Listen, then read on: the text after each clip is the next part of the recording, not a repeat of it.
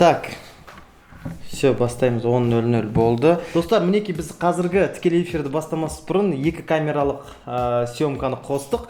Осыны соңынан сіздерге монтаждап салатын боламыз. Эфирді де бастаймыз. Хлопок 1. Ал, бісміллә деп эфирді де қостық. Қазір аз кем адамдардың жиналуын қадағалайық. О, кетіп жатыр мінекей. Біріншісі.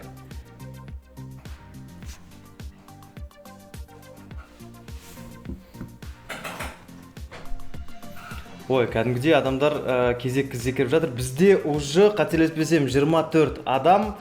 Достар, қайырлы кеш, қалдарың қалай, жағдайларың қалай? Дәл мынандай карантинде немен айналысып жатсыңдар? Қандай қызық болып жатыр, барлығын бүгін айтып беретін боласыңдар.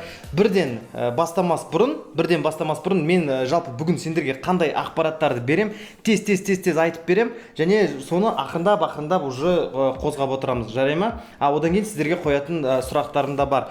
Бірінші жалпы қозғалатын тақырып ол қазіргі жағдай, коронавирус, бизнес регресс, яғни бизнестердің жаппай тоқтауы, барлығының онлайндануы. Бұл өте бір үлкен этап келе жатқан, я. Екінші нәрсе қоғамға реадаптация. Яғни дәл осындай жағдайдан кейін біз қоғамға қалай тағы да былай айтқанда үйренеміз, қалай адаптация жасаймыз, карантиннен соң қалай әрекет етеміз. Осы тақырып. Үшінші тақырып пайдалы карантин, интернеттің дұрыс тетіктері. Достар, шын мәнінде егер біз интернетте керек емес сайттардан гөрі керек сайттарды көп қолданатын болсақ, онда бізге пайдалы нәрсені ол жақтан көп ала аламыз. Төртіншісі, бізде смартфонды 100% қолдан. Бесінші тақырып фото және видео контент, сапа және креатив, хайп, маркетинговый ход, маркетинг қадамдары, я. Алтыншы тақырып ол мен кіммін, менің бизнестегі практикам және қателіктерім, жетістіктерім. Жетіншісінде жаңа жобаны таныстыру, мақсаты, мүмкіндіктері, сегізіншісінде сендерге сыйлық және курс жөнінде міндетті түрде айтып беретін боламыз. Достар, сонымен қазір көрермендермен бір қызықты сұраққа жауап күтем. Жалпы нені уайымдап жүрсіздер? Дәл қазіргі сәтте сіздер үшін уайым болып жүрген нәрсе не? Карантинде енді жатырмыз үйде, жастықты артқа қойып, мына эфирді қарап жатырмыз ғой барлығымыз. Айтыңдаршы, не сендерді осы уайымға салып жүр? Кетіп жатыр. Эфир міндетті түрде сақталады, біз эфирді сақтап қоямыз. Одан бұрын біз комментарийді только 3 рет қана ашамыз. Басында, ортасында, аяғында. Сондықтан айтатын нәрсе өте көп. Бүгінгі айтылатын ақпарат сендерге өте көп. Мен барлығын айтып үлгерем бе деп қазір қорқып отырмын. Сондықтан бірден іске кірсек, достар. Кредит дейді. Әрине кредит. Барлығымыз кредит алып алғанбыз. Дәл қазіргі мынандай бизнес келген кезде, шынымен қалай төлеймін деген ой барлығымыздың басымызды алаңдатып жүрген рас. Бірақ мемлекет оның өзін шешіп беріп жатқан секілді, кредит жағынан 3 айға бізді шегеріп жатыр, дұрыс емес пе? Жұмыс жүрмей жатыр, сол уайым.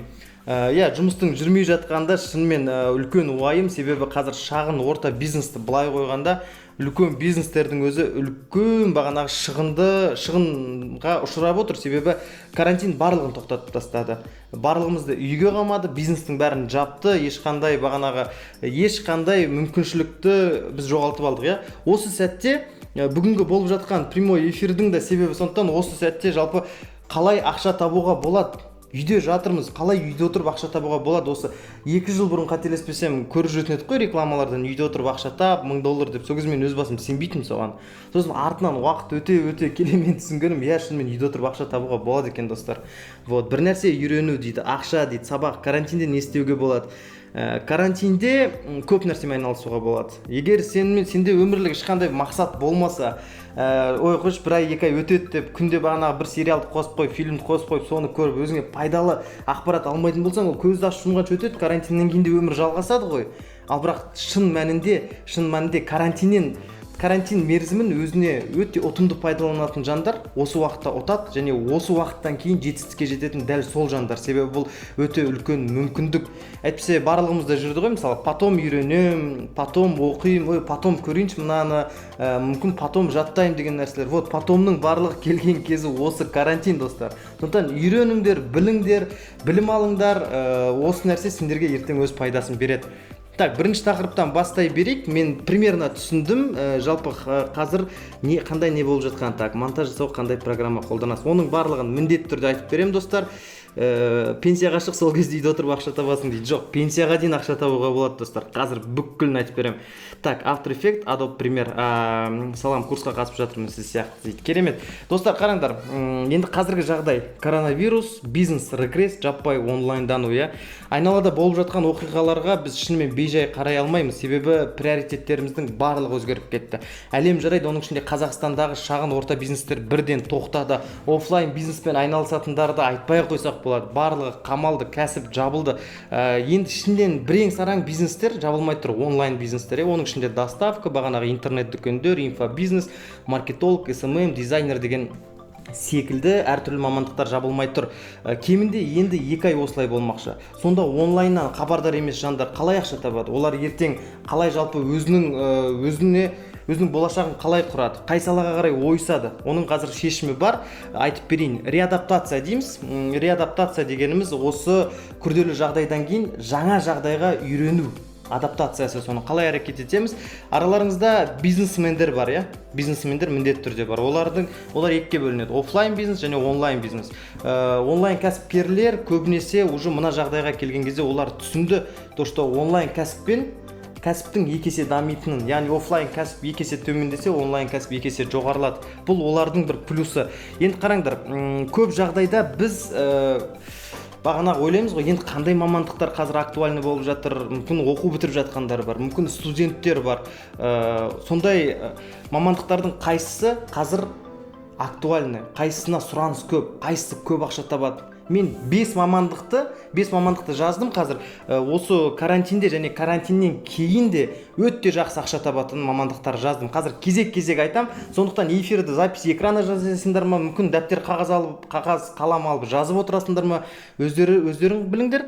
Бірақ мен сендерге осыны қазір жылдам айтып беремін. Бірінші, сайт жасайтындар. Сайт жасайтын сайттардың системный админдері, топовый сайттарды жасау. Оның ішіндегі бүкіл сисадмин, бағанағы бүкіл керек сол білімге негізделген нәрселердің барлығын толтыру. Яғни бұл клиентпен тұтынушының, сіз мысалы сайт жасайсыз, сіз клиентпен кездеспейсіз. Сізде мінекей мынандай телефон бар, телефонмен алады, сөйлесесіз.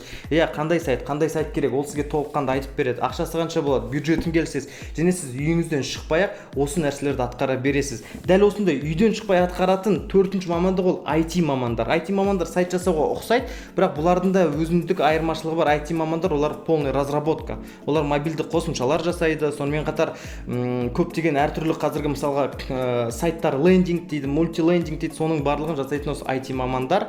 Үшінші орынға мен веб-дизайнерлерді қоямын. Себебі дизайн ол біздің өміріміздің жартысы. Далаға шықсақ дизайн, көлік дизайн, көше дизайн, киім дизайн, аяқ киім дизайн, көрпе дизайн, компьютер дизайн, сотка дизайн, барлығы дизайн. Сондықтан дизайнерлар всегда, олар қандай жағдай болмасын, өзінің ақшасын тауып жатады. Мен мына жерде ренжімеңдер, мені өшіріп тастаймын деймін, комментарийді маған біраз кедергі болып жатыр. Так, все, комментарийді әзірге өшіріп қойдым, достар, бірақ комментарийді ортасында қосамыз. Бізде веб-дизайнерлер, олар қандай нәрселермен айналысады? Сайт, сайттың дизайны бар, инстаграмның дизайны бар, логотиптің дизайны бар, корпоративный стиль жасайды мысалға. Осының барлығы дизайнның айналасында болатын нәрселер. Ал мен қазір алдыда сол дизайндерді қалай үйде отырып тегін үйренуге болады, қандай сайтта тегін жасауға болады, немесе IT мамандықтар қай саладан өзінің бағанағы нелерін таба алады, өзіне керекті тегін сайттарды қайдан табады деген ақпараттарды міндетті түрде бөлісетін боламын. Екінші орынға мен маркетологтарды жайғастырып отырмын. Себебі маркетолог деген нәрсе ол қазір жоқты да, барды да сата алатын адамдар.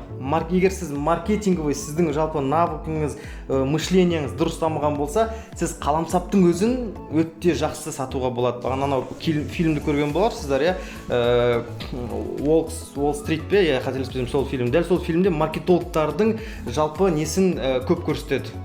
Маркетологтардың маңыздылығын көп айтады. Және Фокус фильмінде де осы бар. 7 касания, яғни адамға жасалған 7 касания, ол адамды сол нәрсені мәжбүрлі түрде сатып алуға жүктейді, соны міндеттейді.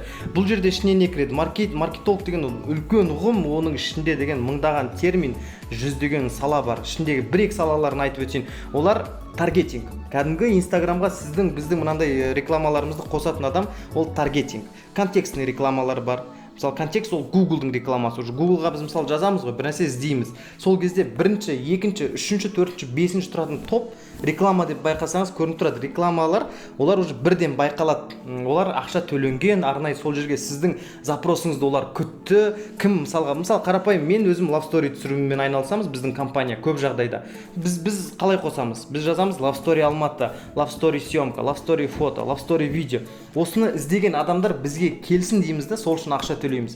Получается, біздің маркетологтар контекстный реклама қосу арқылы горячий клиенттерді, ыстық клиенттерді Google арқылы тартады. Бірақ Google'дағы клиенттерге бір нәрсені айтайын, оларға бренд қатты маңызды емес. Себебі олар өте ыстық клиенттер және оларға барынша бүгін қазір тапқан ыңғайлы. Ал Instagram ол жерде басқаша жұмыс жасайды бизнес. Себебі Instagramда қалай айтсақ болады, Инстаграмда ол сіздің брендіңізге назар аударады, ол сізге тіркеліп алады да бір апта, бір ай жүру мүмкін, 2 ай жүру мүмкін, сіздің бағанағы қандай не беріп жүргеніңізді, қандай контент бересіз, жалпы сапалы ма, бағасы қымбат па, осы нәрселерге жіті назар аударып ең соңында сатып алады. Яғни үлкен процесс, өте ұзын процесс. Ретаргетинг деген бар. Мынандай естеріңізде ме, бір сайтқа кірдіңіз, мысалы Стульпактың сайтына кірдіңіз, немесе авиаселсқа кірдіңіз, бір байқап қалдыңыз, сонымен сіз басқа бір сайтқа кірдіңіз.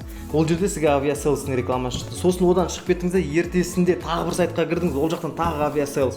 Неліктен? Бұл ретаргетингтің мәселесі, яғни сіздің компьютеріңіз немесе соткаңыздың ID-ін алады да, сіздің артыңыздан қуалайды ғой реклама. До конца сіз сатып алмағанша көрсете береді, ең соңында ана жақта қызылды басып, өшір, мына реклама көзіме көрсетпе деген кезін ол сізге көрсете беретін реклама, ол ретаргетинг. Естеріңізге сақтап алыңыздар.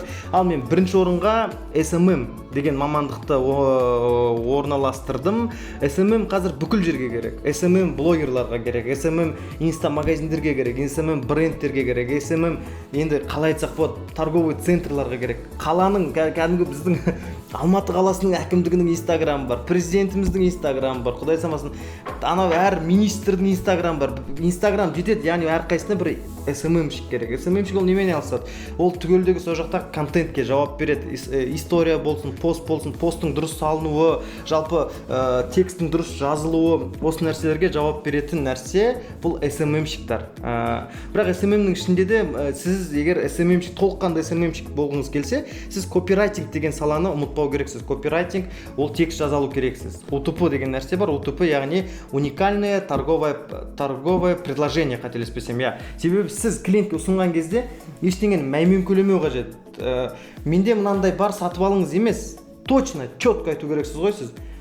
Дәл мынандай Love Story-ді 100 мың теңгеден сатып ал, тек ертеңге дейін. Болды, клиент түсінді. Вау, ертеңге дейін ғана 100 мың теңге. Немесе Love Story тапсырыс бер және киім бағанағы не барлығы тегін. Клиентке нақты ақпарат беру керек, клиент миына қабылдау керек және сізден сатып алу керек. Осы нәрсе бұл копирайтинг, яғни UTP жазушылардың ең үлкен қасиеті осы.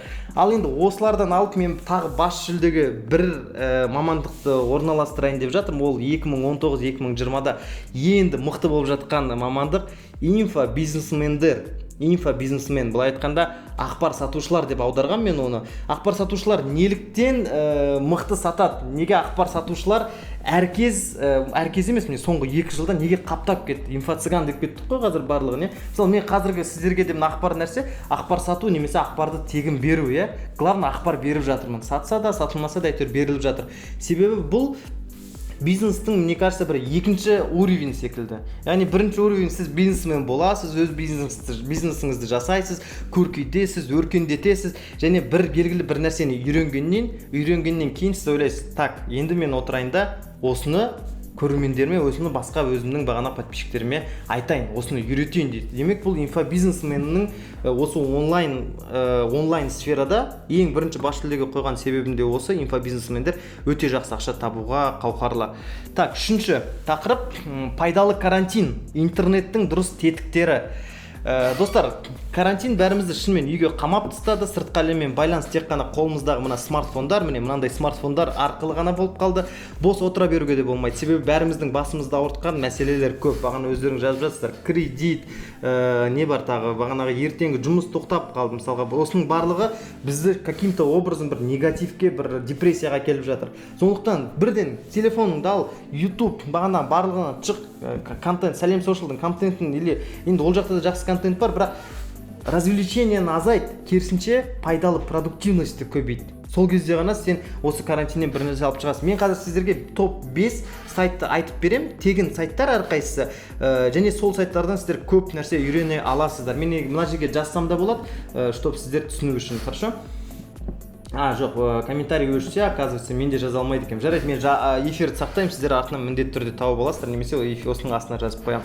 Бірінші сайт ол canva.com. Canva деген сайтымыз, бұл бағана дизайнерлерге дедім ғой, дизайнерлерге арналған өте керемет сайт. Егер сіз Canva-ға кіріп, просто бір кіріп тіркеліп, тегін тіркеліп, оны аласыз, тіркелесіз, еш проблема жоқ. Кіріп тіркеліп, бағана өзіңіз бір-екі нәрсе жасап көріңізші. Себебі сіз сол кезде ғана түсінесіз, сізде дизайнерлік навык бар ма, жоқ па? Бір суретті алыңыз, ол суретті алыңызда бағана үстіне бір логотип қойыңыз, немесе бір түрлі нелерін өзгертіңіз, стилін өзгертіңіз, сол арқылы бір какой-то продукт жасаңыз. Осы сайт өте жақсы сайт, мен сіздерге ұсына аламын, canva.com деп аталады. Екіншісі Pinterest. Pinterest дегеніміз бұл енді біз жалпы өз арамызда бұны идея шабыттандырушы деп атаймыз. Себебі ішінде не жоқтың бәрі бар. Құдай самасын, сіз кіресіз, өте керемет суреттер, логотиптер, какой-то стилистика, какой-то бір енді артхаус, ноу-хау дейма, нью съемкалар енді айта берсек көп. Соның барлығын сіз көріп отырып идея аласыз. Идеяны кім алады? Дизайнерлар алады, видеомейкерлар алады, SMM-щиктерді алады, копирайтингтерді алады. Бұл бір идея вдохновитель сайт. Кіргеннен кейін сіз өзіңізге пайдалы ақпаратты ол жерден жылдам ала аласыз. Одан кейін YouTube-тан кім шаршады? YouTube-тан шаршағанда дәл қармияқа лүпілдетеміз. Мен сол көзі түсінем YouTube-тан шаршаған адамдар. Себебі мен сіздерге қады YouTube-тың аналогын сұнғым келеді, ол Vimeo.com. Vimeo-ның YouTube-тан айырмашылығы, Vimeo-да өте көп сапалы видеолар бар, чем YouTube. YouTube-тың қаршы шлак, кіресіз ба, қалаулым, құдай самасын, мына жақта бір нәрсе, коронавирус, енді анау кәдімгі депрессияға тартады бар ғой. Сосын аласында арна ми тоқтайды автоматты түрде. Себебі біздің миымыз да ол белгілі бір ақпаратқа тойып қалған соң ары қарай ақпараттарды қабылдамайды. Неге Инстаграмда отырып бүйтіп отыра береміз? Потому что ақпарат белгілі бір ақпарат қабылдады, ары қарай все тоқтады, уже ақпарат қабылдамайды. Сондықтан Vimeo.com сайтының жақсылығы да сода, сіз кіресіз, ішінен өте керемет видеолар табасыз. Ол жақта көп мусор жоқ. Мусорды өте аз, себебі видео салушылар оны өте қатты жіті қадағалайды жалпы осы Vimeo сайтының админдары. Сондықтан Vimeo деген сайтқа да кіріп көріңіздер. Болмаса мен ерінбей осы жерге қазір 5-еу біткен соң осы 5 сайтты сіздерге жазам. Төртінші Хабр.ком. Хабр.ком мысалы біз жаңалықтарды қайдан оқимыз? Тенгри бар, бізде бағанағы өзіміздің отандық какой-то бір информационный порталдар бар. Бірақ мен сіздерге әлемдік порталды ұсынғым келіп отыр. Бұл Хабр.ком. Хабр.комда өте әлемдік жаңалықтар, өнер тапқыштардың жаңалықтары, жаңа дүниелер, жаңа трендтер, не нәрсе қазір актуальный болып жатыр. Осы нәрсенің бәрін сіз Хабр.ком деген сайттан таба аласыз. Егер Хабр.комға кіріп өзіңіз бір-екі жаңалықтарын көретін болсаңыз, сосын шынымен байқайсыз, что мынау пайдалы екен ғой. Неге мен баяғыдан мынадан оқымағам деген секілді. Бұның барлығы не үшін айтып жатырмын? Сіз айналаңызды, сіз қолданатын сайттарыңызды қалай, өзіңіздің айналаңызға қандай сайттарды қоршайсыз? Және сіздің болашағыңыз солай болмақ. Егер сіздің айналаңыздағы болмайтын нәрселер, бағанағы болмайтын сайттарды оқысаңыз, болмайтын видеолар көретін болсаңыз, сізде болмай қаласыз, сосын шын айтамын. Лучше болатын нәрселерді істеңіз, болатын нәрселермен биікке жетіңіз. Сосын 5-ші нәрсе Unsplash. Unsplash ол ағылшынша unsplash.com деп жазылады.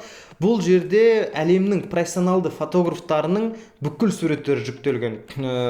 Ол жерден де идея алуға болады, болмаса бір дизайнға бір сурет ала аласыз. Ал кірдіңіз бағана Unsplash-қа керемет суреттерді сол жерден таба аласыз. Өзіңізге де жақсы, бағанағы ертең өз Инстаграмыңызға әдемілеп үстіне мысалға бір әдемі таңның атып баратқанын шығарып, әдемі текстпен қайырлы таң деп жазып бағана бүйтіп бояп жіберіп салып жүретін болсаңыз, әрине оның өзі сіздің уже сапалы контентті беріп жатқандығыңыздың белгісі. Так, үшінші тақырыпты аяқтадым. Мен тез айтып жатырмын, себебі қазір алдыда ең қызық тақырыптар келе жатыр, соған мен қатты асығудамын шыны керек. Так, төртінші тақырып бізде смартфонның мүмкіндігін 100% қолдан. Міне қолымызда қарапайым телефон, біз осыны қаншалықты дұрыс қолданамыз. Себебі календар көреміз, ертең сейсенбі екен деп, немесе будильник қоямыз, таңертең ұйықтап қалмайын деп, немесе бағана фото, видеоға түсіреміз, немесе Инстаграмға кіреміз, WhatsAppқа кіреміз, Telegram, YouTube сонымен тоқтайды. Ал бұл телефонның мүмкіндігі өте орасан зор. Тайм менеджмент деген нәрсені мен айтқым келеді осы жерде. Тайм менеджмент дегеніміз, яғни өз уақытымызды барынша бізге ұтымды пайдалану керек. Себебі қазір біріншіден үйде болғандықтан барынша өз уақытымызды ұтымды пайдаланған сайын біз көп білім аламыз. Әр күн таңертең тұрған кезде өзіңізге есеп беріңіз. Так, мен бүгін не істеймін? Не істеу керекпін? Қандай жобаларды орындаймын? Түгел соны күні бойы орындаңыз. Кешке қарай ұйықтайтын кезде алдыңызда просто қараңызда, так, мен мыналардың қайсысын орындадым, қайсысын мен бағанағы атқардым, қайсысын атқармадым деген нәрсе. Вот мен сіздерге қазір бір приложение көрсеткім келіп тұр мына жерден, қателеспесем. Так, Todoist деген программа, тағы да 5 программа айтпақшымын. Бұлар уже сайт емес, бұлар программалар. Кәдімгі App Store, Play Market'те бар программалар сіздің өміріңізді өте жеңілдетеді. 5 программаны кезекпен айтып берейін. Біріншісі бұл Todoist программасы. Todoist программасы, мінекей мен салдым, қараңыз, сіз кіресіз бағдарламаға, сіздің алдыңызда входящий, сегодня, следующий 7 дней, получается, сіз әр өзіңіздің жұмыстарыңызды осы жерге жазасыз. Мынаны орындау керек, маған мынау менің өзімнің нем ғой менің. Сіз кіресіз де, мысалы, мынаны орындау керек, мынаны былай істейін, мынаны былай істейін деп барлығын жазып қоясыз. Және уақыты келгенде сол нәрсе сізде шиқылдап тұрады. Бүйту керек, былай істеу керек, былай шығу керек. Сіз мынаған хабарласам деп ұмытып кеттіңіз, хабарласыңыз. Сізде ертең арғы күні мына нәрсе келе жатыр, сіз нәрсені ұмытып кеткен жоқсыз ба деген секілді. Вот осы нәрсе бұл өте жақсы осы тараптан. Бұны түсіндірдім деп ойлаймын. Екінші программа, енді үйде жатқан соң бос жатқаннан көрі мен сіздерге тіл үйрететін бір тегін программаны ұсынғым келеді. Бұның аты Duolingo деп аталады. Сіз тіл үйренгіңіз келе ме? Онда Duolingo бағдарламасы бұл сізге арналған. Себебі тек қана, так, мынаны қалай өшірсем болады екен енді? Так, все, түсінікті. Мен мына жерде мынадан шықтым және оны мына жерден өшіре алмай қалдым. Жарайды, Duolingo бағдарламасын көрсетейін.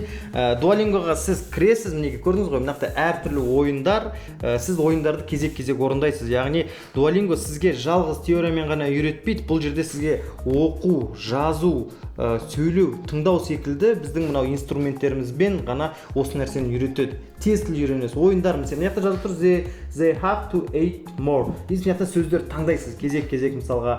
Мен бағана осыған не қылатын алдында таңдадым, міне.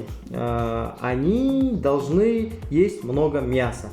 Ойын дұрыс. Көрдіңіз бе? Сізді келесі ойынға лақтырады. Осылай сіз ойнап отырып, қалай мына тіл үйреніп алғаныңызды өзіңіз де байқамай қалуыңыз мүмкін, достар.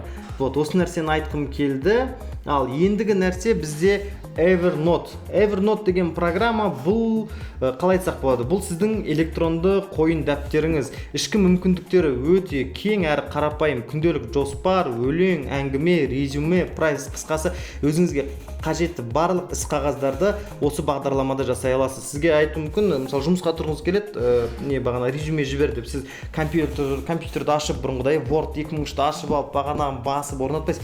Барлығы дайын. Evernote-ға кірдіңіз, бүкілі дайын, аштыңыз, салдыңыз, тік бастыңыз, и все почтасына жіберіп жібердіңіз. Ол барлығы мобильный болып кеткендіктен мен сіздерге Evernote бағдарламасын ұсына аламын. Мінекей Evernote бағдарламасы. Кіресіз, кәдімгідей жазасыз мына жаққа өзіңіздің идеяңызды. Әртүрлі шаблондар бар. Қалай жазғыңыз келеді? Мүмкін сізге резюме керек, мүмкін сізге бағанағы прайс лист керек. Осының барлығын сіздер осы жерде жасай аласыздар, достар. Сонымен тағы 2 программаны айтайын, сосын бір ортақ сіздермен комментарийді қосып бір сөйлесіп алайық, жарай ма? 4-ші, 5-ші бағдарламаларды мен фото, видеоға арнадым. Неліктен? Себебі енді өзім бүгінгі вебинардың өзі ол фото мен видеоға дұрыс түсір, яғни телефонның 100% мүмкіндігін сол арқылы қолдан деген не шығып отыр ғой әңгіме. Сондықтан 4-ші бағдарлама ол Snapseed. Snapseed бағдарламасын мен не үшін ұсынамын? Себебі Snapseed біріншіден сіздің суреттеріңіздің сапасын құртпайды. Екіншіден ол сізге басқа программалар бергеннен қарағанда көп мүмкіндік береді Snapseed бағдарламасы. Және сіз ол арқылы бірнеше фотолармен бірге жұмыс жасай аласыз. Бір фотоға сақтаған пресет настройканы сақтап алып, дәл соны екінші фотоға қоя аласыз. Яғни маған ыңғайлы функциялардың бәрін Snapseed беріп отыр, және мен Snapseedті естественно сіздерге ұсынамын. Мінекей, бұл біздің бағанағы Wedding'ден түсірілген фото, көріп отқандарыңыздай.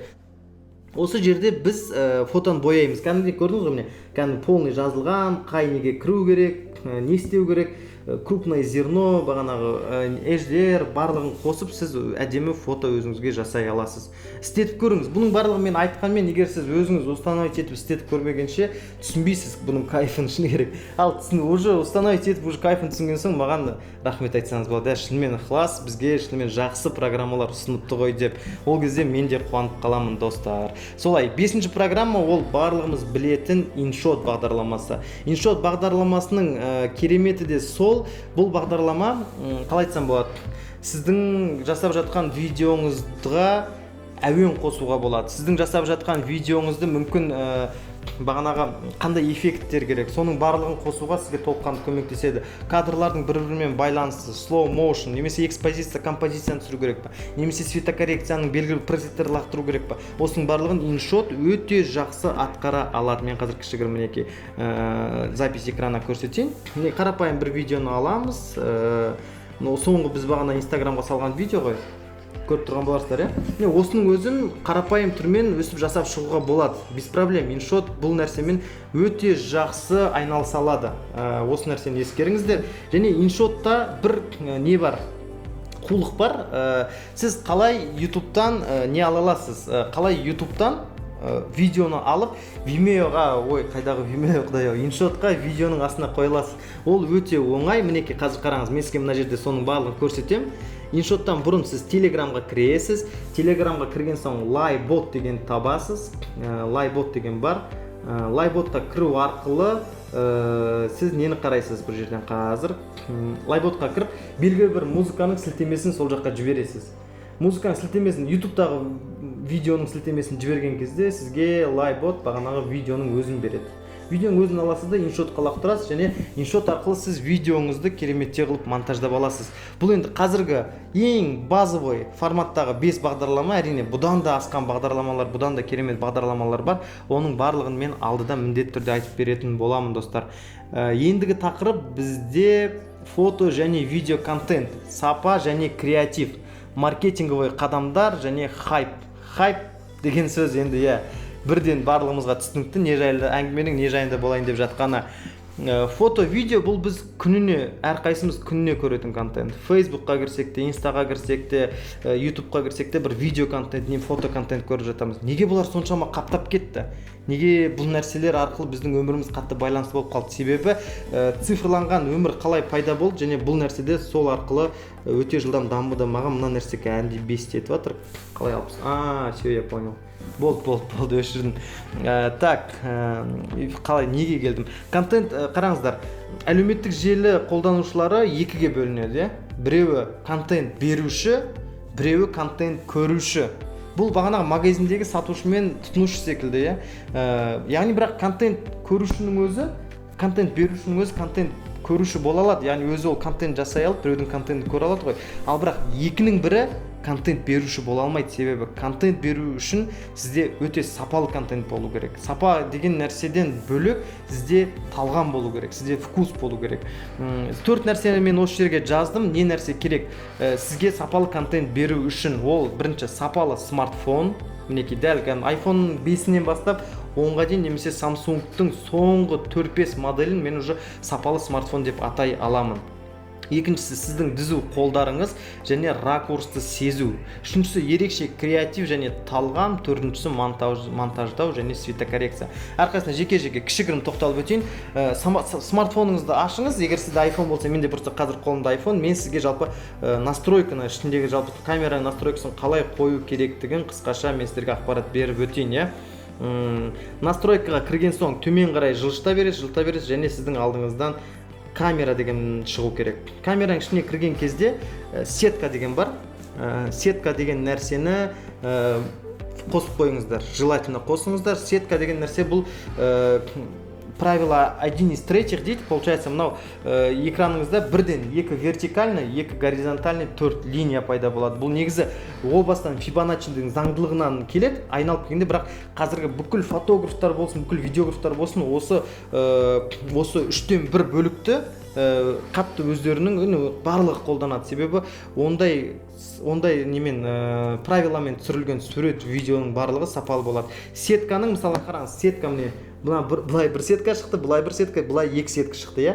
Осылардың түйіскен жеріне, шына түйіскен жерлеріне егер сіз өзіңіздің объектіңізді қойып түсіретін болсаңыз, сіз түсірген суреттер әлдеқайда әдемірек шығады. Көрер көздің, былай айтқанда, жауын алады. Көрер көз тояды, қарап тұрады да, о, мынау керемет сурет дейді. Егер сіз объект ортаға қойдыңызда былш еткізіп ортасынан түсіре салсаңыз, ол ешқандай өнер, ешқандай творчество емес. Сондықтан барынша бағанағы қалай айтсақ болады, мынау бұрыштардың үндесу жеріне қарай алсаңыз, бұл өте жақсы. Бұл енді қазір мен басын шалып қана айтып жатырмын ғой. Әйтпесе бұның ар жағында үлкен білім жатыр. Оның барлығын айтып беру мына жерде біздің эфир жетпей қалатын шығар.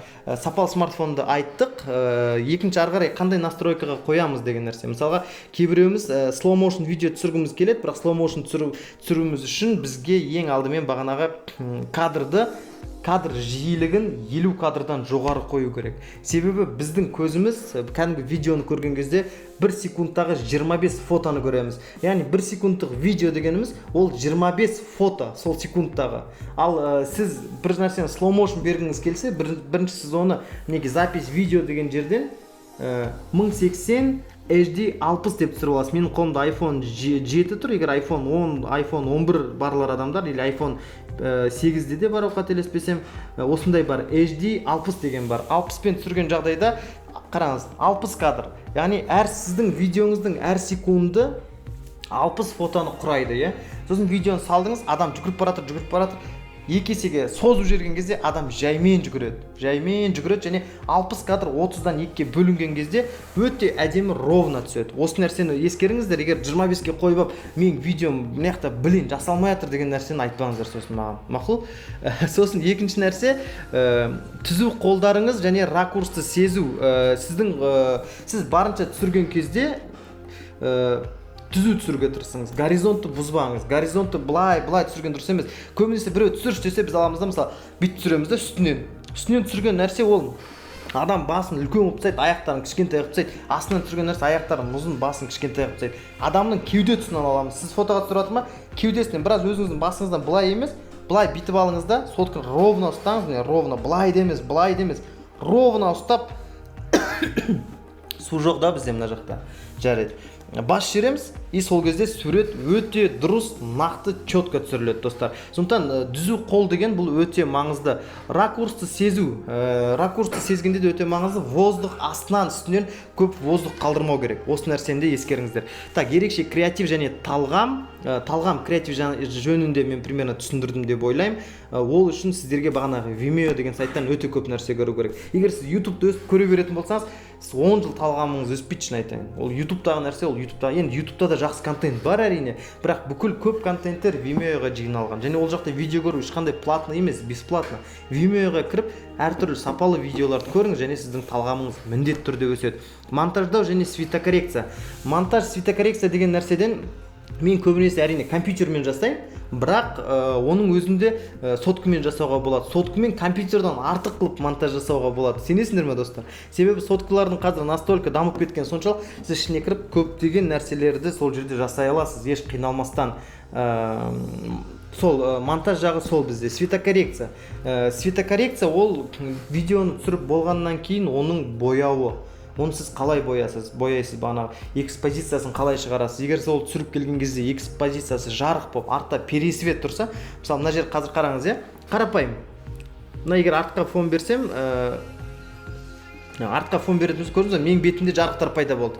Демек мен экспозицияны өзім бетіме басып қалам, және жарық жиылады да, iPhone түсінді, объект ортада тұр. Ортадағы объектке жарықты әлсіз беру керек те, оның ар жағына жарықты қатты беру керек деп iPhone уже түсініп тұр. Осы нәрселерді ескеріңіздер. Экспозиция, композиция деген нәрселер осы. Кішігірім түсіндіріп өтейін, экспозиция ол жалпы суреттегі немесе видеодағы жарықтың уровені, жарықтың деңгейі. Егер экспозицияңыз көп болып кетсе, жарық көп болады да, сіз суретіңізді еш қалай құтқара алмайсыз. Ол ол сол екінші композиция бағанағы Фибоначчидің заңдылығына келетін вертикалды горизонтальды екі сызықтардың жолақтарынан пайда болған объектті сол жолақтарға түсіру және нені горизонтты бұзбай түсіру, белгілі бір әдемі ракурс табу, осының барлығы композиция. Яғни композитор деген сөздің де өзі қайдан шыққан, ол бір мүмкін енді мен білмеймін нақты аудармасын композитор қайдан шыққан, бірақ бір нәрсені, бір әдемі нәрсені ойлап табу дегеннен шыққан болар. Мүмкін композиция, композитор, композинг дейді бағанағы аудио жасайтындар жалпы. Демек бұның барлығы бір нәрсеге қатысы бар. Вот осы нәрселер монтаждау және светокоррекцияны аяқтадық. Жарайды. Қараңыз, жоғарыдағының барлығын үйреніп болдым делік. Барлығын қабылдадық. Ой, қазір сұмдық, мысалы, елестетіңіз өзіңізді. Сапалы смартфоныңыз қолыңызда бар. Кәдімгі түсірген кезде деген өстіп тұрып кірісіп түсіресіз, мысалы, ракурсты сезесіз. Ерекше креатив талғам деген бешеный, монтаж светокоррекцияны деген жестко жасайсыз мысалға. Бірақ оның өзі жеткіліксіз. Бізде тағы бір нәрсе қалып қалды. Ол маркетинговый ход бізде жеткіліксіз. Себебі, қараңыз, күнде историяға сапалы қызықты контент беріп жатырмыз, алайда көрілім рейтингі өте баяу өсіп жатыр. Неліктен? Себебі сапалы контент беру ғана өте жеткіліксіз, маркетинговый ход болу керек. Оған не кіреді? Сіздің салған контентті адамдар өз парақшаларына алып кету керек. Контенттің актуалды болуы адамдарды сізге кері жазу керек. Адамдар, мына видеоң маған ұнады, или маған WhatsApp-қа жіберіп берші, братан, мынау, мысалы, енді әртүрлі сообщениялар келеді ғой, маған өзіме келетін сообщениялардың легін айтып жатырмын. Сондықтан сіздерде всегда бағанағы өз зрителіңізбен қарым-қатынас болу керек. Ол сіздің видеоңыз ұнағанын айту керек, сіз одан сұрау керексіз, ұнады ма, келесі жолы қандай видео жасайын, келесі жолы қандай фото түсірейін. Осы нәрселер өте маңызды, өз ойымен бөліскен өте маңызды. Ой, су пайда болып қалды мына жақтан. Так, екінші тақырып енді бұл хайпқа да келдік. Хайп жасау айып емес, достар, бірден айтайын. Себебі бұл сөзді біз дәл қазіргі сәтте жаман мағынасын жамылып алғанда, хайп десе, ойбай, кәдімгідей қорқамыз, ойбай, хайповать етіп жатыр депші. Қорққанда андай бір жаман ұғым болып тұрады. Жоқ, жақсы нәрсемен де хайповать етуге болады. Мысалға елестетіңіз, дәл қазір критикалық жағдайда әр мамандық өзінің саласынан қатысты бір нәрсені жасап жатыр. Медицина, мысалы, медиктер қазір емдеп жатыр. Полиция қызметкерлері болса, қазір тәртіпті қадағалап жатыр. Осы кезде журналистер осы жайлы ақпарат жазып жатыр. Видеомейкерлер не істейді? Әрине осы ақпарат, осы болып жатқан жағдайға сай видео жасау керек. Яғни хайповать ету керек. Сіз дәл қазір болып жатқан жағдаймен сол арқылы сіздің видеоңызды басқа адамдар өзіне алады. Сіздің видеоңыз атты дейік, адамдар репост жасады, өзіне бөлісті, сізге жаңа трафик келді, жаңа трафикті обработка жасадыңыз. Осының барлығы ол оңай жұмыс емес. Дәл осы видеомейкинг саласында жүрген өзім бауырым Қыран Талапбек осы нәрселермен өте жақсы айналысады. Шынымен респект, потому что дәл ондай моментте креативті ойлап, креативті идеямен жасай алу ол оңай нәрсе емес. Сондықтан оны да ескеріңдер. Яғни әр жасаған нәрсеңіз күнде Инстаграмға табиғаттың суретін сала берсеңіз бар ғой, ешкімге қызық емес, қайда жүр дейді. Табиғат салғанда да бір нәрсемен байланыстырып, бір нәрсеге ұштастырып, бір нәрсеге қиыстырып салыңыз. Сол кезде сіздің бағанағы неңіз өседі, достар.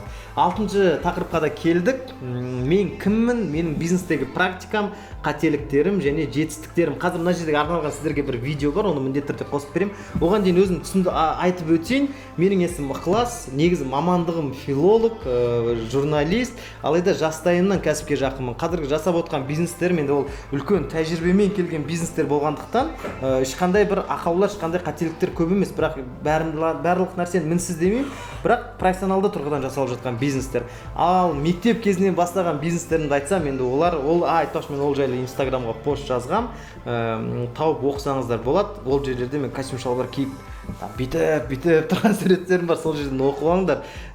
Шпаргалка сатқанымыз бағанағы мектептен не қылып, өтірік жасанды проездной жасап, оны бүкіл мектепке контрабандамен саттық па, құдай самасын, істемеген істедік. Енді ол жас кез болды. Это было лихие 90-е деп қояйын. Ол енді жабайы формат болды біз үшін. Инстаграмға посттан оқыңыздар. Ал енді мен қазір сіздерге бір видеоны көрсетейін. Біз сол жерде дайындадық және сол видеода біздің жаңа проект және ендігі болайын деп жатқан курс жайында өте керемет ақпарат бар, достар. Ал, кеттік ал. Ықылас Тұрсынбек және мен видео. Тоқтандыр, басынан қосайын. Сәлем достар, менің есімім Ықылас Тұрсынбек және мен видеомейкер, бизнесменмін. Дәл қазіргі сәтте сіздерге менің 4 жобамды таныстырып кетуге рұқсат етіңіздер. Ең алғашқы жоба бұл бізде Ықылас Films компаниясы. Аталмыш компания 2017 жылы құрылған. Осы күнге дейін, дәл қазіргі сәтке дейін Love Story, бейнебаян, концерт және мерекелік кештерді ұйымдастырумен және соларды фото, видео түсірумен айналысады. Компанияның шамамен жылдық айналымы 20 миллион теңгені құрайды. Екіншісі бізде Қаңғыбас YouTube арнасы 2017 жылы құрылған. Аудиториясы көбінесе жасөспірімдер, тіркелушілер саны 150 мыңнан астам, көрілім болса 50 миллионнан астам. Одан кейінгі біздің проект ол Дат Рэп Айтыс 2018 жылы құрылған. Аталмыш YouTube арна осы күнге дейін көрермендерін керемет қазақша рэп батлмен сусындатып келеді. Дәл әрине бұндай проект Қазақстанда бұрын соңды болмаған. Аудиториясы рэп-сүйер қауым, контент рэп батл, тіркелушілер 31 мың, ал көрілім саны болса 1 миллионнан астам. Енді достар, 4-ші жоба бұл әрине енді ғана тұсауын кесейін деп жатқан біздің жобамыз Талпын. Талпын бұл онлайн білім дүкені, хобби, қабілет және талғам. Егер де сіз өзіңіздің хоббиіңізді, қабілетіңізді, талғамыңызды әлде белгілі бір білім үйренгіңіз келсе, дәл осы Талпын онлайн білім дүкені сіз үшін арналған. Дәл қазіргі сәтте назарларыңызға 3 курсты ұсынып отырмыз. Ол біріншісі смартфонды 100% қолдан, екіншісі өз өміріңнің дизайнері бол және үшіншісі әмбебап SMM. Алайда осылардың ішіндегі қазір сатылымға шыққан ол бізде смартфонды 100% қолдан. Авторы яғни өзім болып табыламын. 5 жылдық тәжірибем бар видеомейкер саласында. Бизнестегі жылдық айналым шамамен 35 миллион теңгені құрайды. 500-ден аса видео проекттер жасадым. Курстың бастапқы құны 40 мың теңге, алайда тек алғашқы бір күнге және алғашқы 50 адамға 5 мың теңгеден ұсынбақшымыз. Жалпы курста не үйретеміз? Қысқаша айтып өтейін. Біріншісі қарапайым смартфонмен сапалы фото және видео жасау. Телефонның бастапқы баптаулары, кадр жиілігі және формат. Екіншісі дұрыс түсіру қабілеті. Экспозиция, композиция, стабилизация, ракурс, план, жарық, дыбыс және осы секілді жалпы камераның қыр-сырын үйрететін боламыз. Және үшіншісі сол фото-видеоны кәсіби деңгейде монтаждау және бояу. Төртіншісі App Store және Play Market дүкендеріндегі фото-видеоның ең мықты программалары және соларды дұрыс қолдана алу. Бесіншісі хромакей және стоп-моушн сабақтары. Алтыншысы предметная және фуд, макросъемка. Жетіншісі смартфонның басқа да сіз білмейтін 100-ден астам мүмкіндіктері, тегін программалар және сайттар. Оған қосымша топ 3 чек-лист сізге міндетті түрде сыйға тартылады. Достар, курстың бастапқы құны 40 мың теңге. Бірақ сіз алғашқы 50 адамның қатарында бір күн ішінде сатып алған жағдайда бар жоғы 5 мың теңгеге сатып ала аласыз. 5 мың теңгеге не үйренетіндеріңізді де айтып өттім. Қайда кетпей жатқан 5 мың теңге? Сол ақшаңызға өзіңізге керек болатын білімді сатып алыңыз және сол білімді игілігіңізге пайдаланыңыз. Төлем жасау картасын мінекей шығардым. Бірден скрин жасап алыңыздар, достар. Сонымен сатылым басталды. 5 мың теңгелік жеңілдік ертең сағат түнгі 12:00-ге дейін жалғасады. Сондықтан асығамыз, достар. Сіздермен бірге болған мен Ықылас Тұрсынбек. Вебинарды соңына дейін тамашалаған жандарға көп рахмет. Курста кездескенше.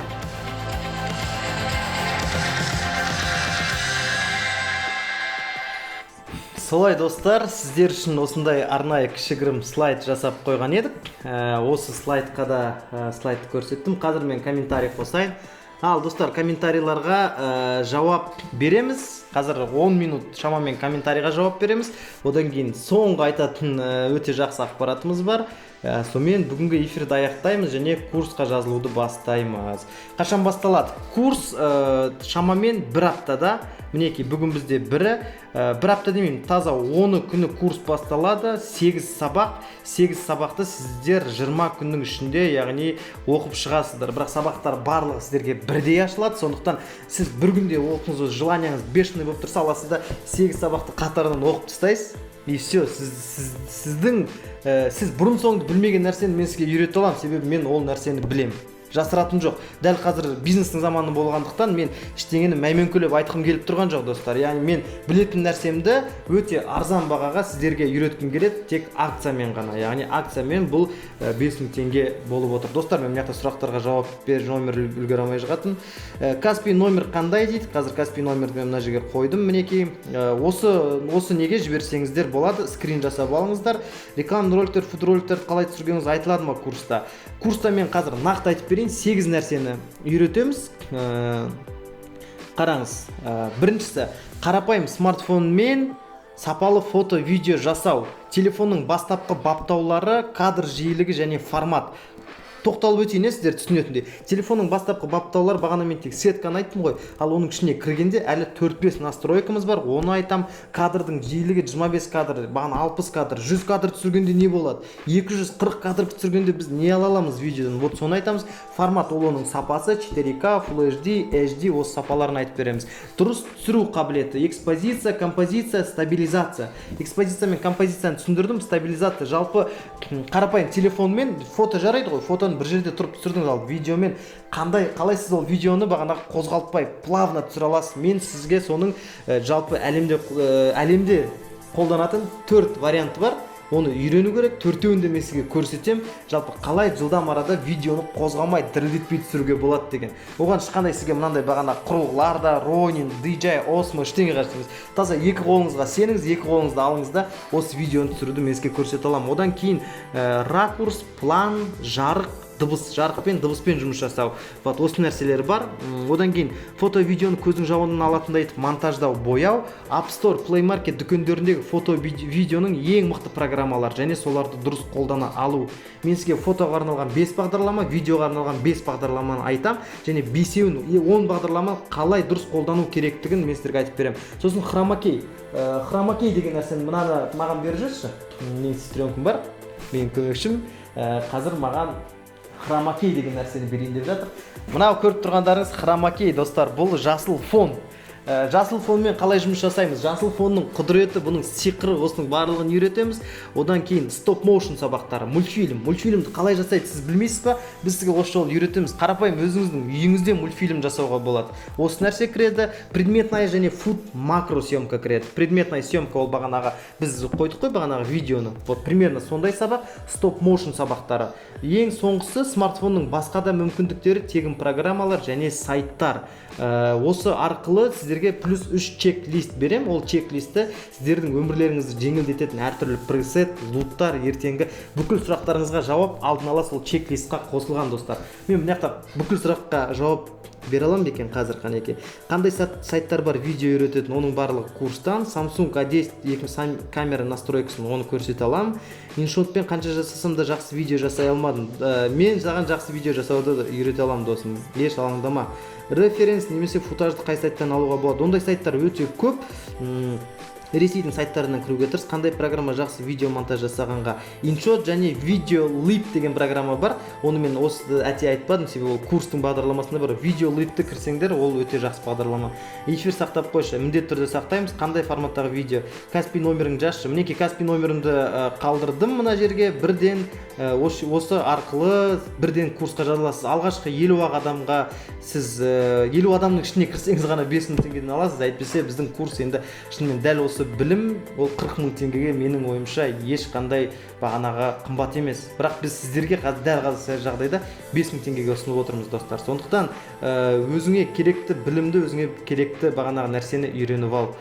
Қай камера жақсы айтшы сатып аламын дейді. Қаңғыбас вайн қалауды үйретші дейді. Оны үйретуге болады, достар. Қаңғыбастың вайнына мен бөлек мүмкін курс емес, тегін вебинар дайындаймын және Қаңғыбастың аудиториясына оны да үйретемін. Ықыласпен бірге жұмыс жасағанмын, тоже оператор монтажы болып. Бәріңе кеңес беремін, біраз нәрсе үйреніп шыға аласыңдар, сәттілік дейді. Рахмет, Жоламан.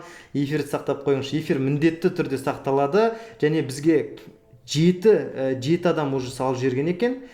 Жарайды. Бізде уже 43 орын қалды, достар. Сондықтан бірден басамыз, бірден қалдырамыз. Бағана программалы ағылшынша атын жазып жіберіңізші дейді. Мен ақша жіберіп қойдым дейді. Все, ақшаңызды көрдім, қабылданды. Курс қайда болады? Курс осы инстаграмда болады. Сондықтан инстаграмға бірден кіріп, сол арқылы мүмкін бір закрытый аккаунт ашатын болармыз және закрытый аккаунтқа кім ақша төледі соларды қосып отырамыз және сол жерде закрытый аккаунтта біздің өзіміздің бір общение болады ғой, сол жерде күнделікті комментарийларда тікелей эфир болсын, вебинар болсын, барлығын сол жерде жасаймыз. Тек сатып алғандар ғана енді ол аккаунтқа кіреді. Курс қанша уақыт ашық болады? курс шамамен енді мен ол құлттап тастамаймын. Бір ай десем жеткілікті ме, әлде жарайды. 2 ай курсты ашып қоямын, және курсты 2 ай ішінде үйрене аласыздар. Бағасы өте тиімді, рахмет сізге. Оқасы жоқ. Қазір оплата жасай беруге болады ма? Иә, қазірден басталады, және 50 орын толғаннан кейін біз бағаны автоматты түрде 40 мыңға көтереміз, достар. Себебі бізде ол айналып келгенде көп адамға білім бергеннен бізге сапалы білім берген әлде қайда маңызды, достар. Сондықтан осы нәрсені ескеріңіздер. Оплата қашан төлеуге болады? Тіпті қазір жазыла берсек бола ма? Аха, болады. Камера қандай жақсы, сайттарды закрепить етші. Сабақ қашан басталады? Сабақ бізде 10 күні басталады, дәл 10 күннен кейін. Төлем қалай, ақшан кейін төлеуге бола ма? Ақшаны егер сіз 50 адамға үлгеріп төлесеңіз 5000, ал 50 адамнан енді кешігіп жатқан жағдайда, онда уже біраз қымбаттау болады, 40 мың теңге болады. Көре алмадым, қандай форматтағы видео? 5000 теңге алғашқы 50 адамға дейді. Так, сайттарды айтып жібересіз бе, референс сайттарды айта аласыз ба? Так, былай істейік. Мен сіздерге қазір мына жерге комментарийға жазып жіберемін. Или мен давайте былай істейік, біз қазір енді мен сіздерге осы эфирді біз тағы 2 камерамен түсіріп жатырмыз. 3 камераны монтаждап бөлек видеоны мен қазір 1 сағаттан кейін салатын боламын, достар. Сол жердің астына бүгінгі болған бүкіл ақпараттар, видео барлығын міндетті түрде сол жерге салам. Мен де қоса салсам қайтеді? Жарайды, Ермек, задаткаңызды, авансыңызды, ой, қайдағы аванс, бағанағы төлеміңізді жасасаңыз болғаны. Сол дұрыс секілді. Сайттарды айтасыз ба? Телеграмнан может. Мүмкін телеграмнан, бірақ ақпараттың барлығын біз курс жібергендер мына номерға, кстати, мен сіздерге бір номер берем. Осы номерді қазір мен мына жерге жаза аламын ба екен ол номерді? Так, қараңыздар, достар, мен бір номер жазып жіберейін. 8-775-650-48 деген номер бар, біздің бұл жұмыс номері. Осы номерға кіру арқылы сіз осы номерға өзіңіздің аты жөніңізді, қалаңызды және чегіңізді міндетті түрде жіберіңіздер. Кім ақша салды? Бізде уже 18 адам сатып алды. Так, 18 адам сатып алды. Бірден жібереміз, достар, және бізде 32 орын қалды. 32 орын қалай аяқталады? Біз бірден бағаны көтереміз. Осыны ескеріңіздер. Прямой сохрани, брат. Міндетті түрде сақтайым. Чекті қайда жібереміз? Так, номерді мен мына жерге мүлдем жаза алмай жатырмын. Неліктен? Так, комментарийға мен пікір жазу керек едім ғой. Так, номерді тағы да мен былай мына жерге жазайын, лучше былай сіздерге көрсетейін, чтоб сіздер скрин жасап алу үшін. 75-650-48. Міне, мына номерға жіберіңіздер, міндетті түрде. Комментария менде что-то жазылмай жатыр. Мына номерға жібересіздер. Бұл біздің Ықылас Фильмс компаниясының ресми номері. Осы номерге жіберу арқылы сіздің заявкаңыз қабылданады, және сізге 10 күні бүкіл курстар кезек-кезегімен сіздің почтаңызға, болмаса сіздің инстаграмыңызға сілтемесі барады. Вот солай, достар, бүгінгі қысқаша вебинарды осымен аяқтадық. Ойлаймын, барынша сіздерге пайдалы ақпарат айттым деп. Сондықтан енді бағанағы ақылы курсты бастаймыз. 10 күні 10-на дейін сатып алыңыздар. Ертең 50 орынды аяқтаймыз. 50 орыннан ары қарай 50-дің ішіне кірсеңіздер, онда 5000 теңгеден ала аласыздар, және бұл өте тиімді сіз үшін. Қалай түсіру керектігін, қалай жалпы дұрыс нәрсе үйрену керектігін мен сізге толыққанды айтып беретін болам. Игілігіңізге жаратыңыз білімді. Барлығыңызбен көріскеніме қуаныштымын, достар. Ал, рахмет, көріскенше күн жақсы.